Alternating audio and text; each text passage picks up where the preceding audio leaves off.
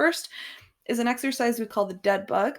Amanda is laying down on her back, arms and legs in the air, and she's slowly lowering opposite arm, opposite leg, and tapping them down. Her goal is to keep her back really flat against the mat at all times. And we start with usually about 15 of these in a row, and then you can go more or less as needed. To modify, she is just starting doing her legs only or just her arms. So if the full dead bug is too much, these are great modifications to start with. So in number 2, Taylor is just getting into her front plank. She's going to try to hold this position for 30 seconds. Really with this, the goal is to keep the back flat again, making sure that butt isn't really high in the air or you're not sagging down.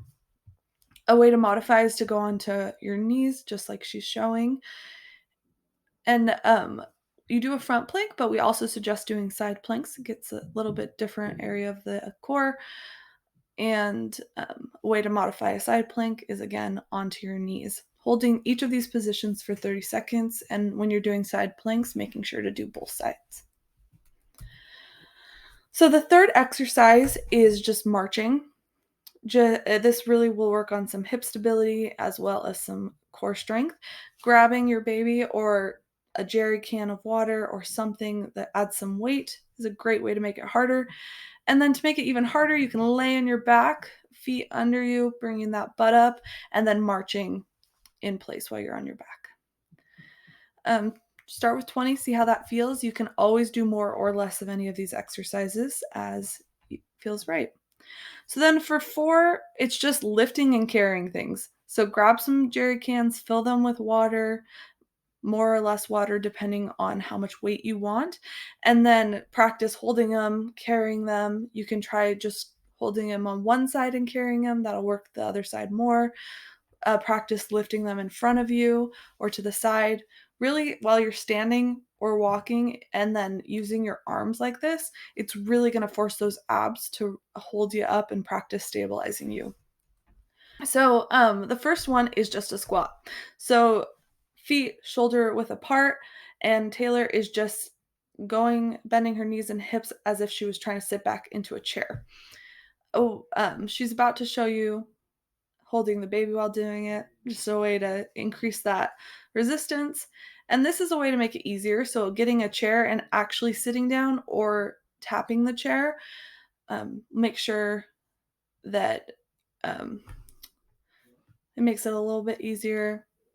And then you have a little bit of a safety net behind you if you need that. So, and then we have our second one is a hip rotator exercise. So Taylor's laying on her side.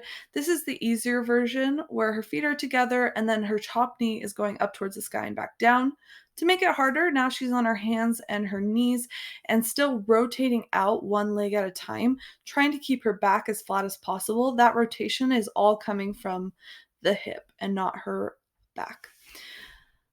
So with both of these exercises on this page, 15 to 20 is a good place to try to start. Yeah, let's go to the next one. So third, we're doing a lunge. So one foot in front of the other, bends both knees, and her trunk is just going straight down.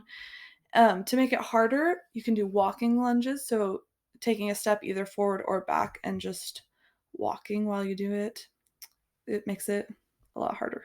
Trying maybe 10, 15 of these at a time.